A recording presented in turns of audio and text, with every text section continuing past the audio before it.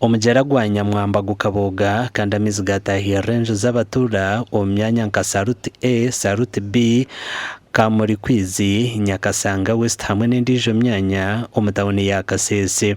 Konka bwa nyuma y'ebikubaho Godfrey Kabyanguru Minister wa Kanyabwenge na no kuhabura ihanga nagira ngo abatura aba bashire kubana bafuruka omu myanya egi. But my appeal to the people of Kasese is get away from the channel. Let us evacuate people from the channel, at least 200 meters from the channel, because we can't know what will happen at night. As soon as the volumes now increase, it will be another story altogether. Bamwe mu batura babasa kugamba na TV West bagira ngo tubineho kuza. Tugira ngo we leave, we go where tuzenkaki.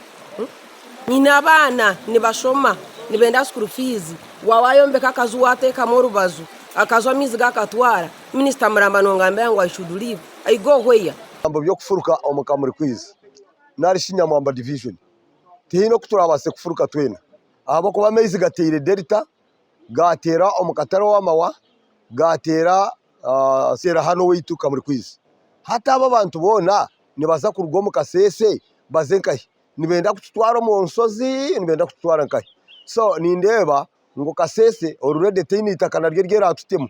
Minister wanje Kabyanga kwa izire yanja ngo ndivinge njende nze nkahina aba bana na no kubura aho kurara.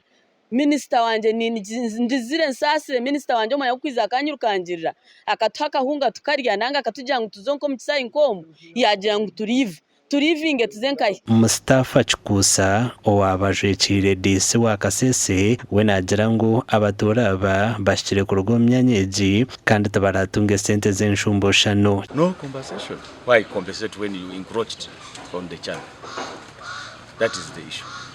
Whoever has put any development, because the channel was there before they came, it is now the time they vacate.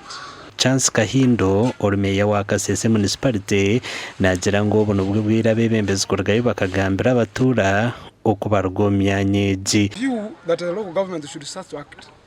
We tell people boldly that you constructed your houses badly in the water channels. Those are waterways. And we tell them to demolish their own houses, or we give them notices that you are supposed by this time to have gone away.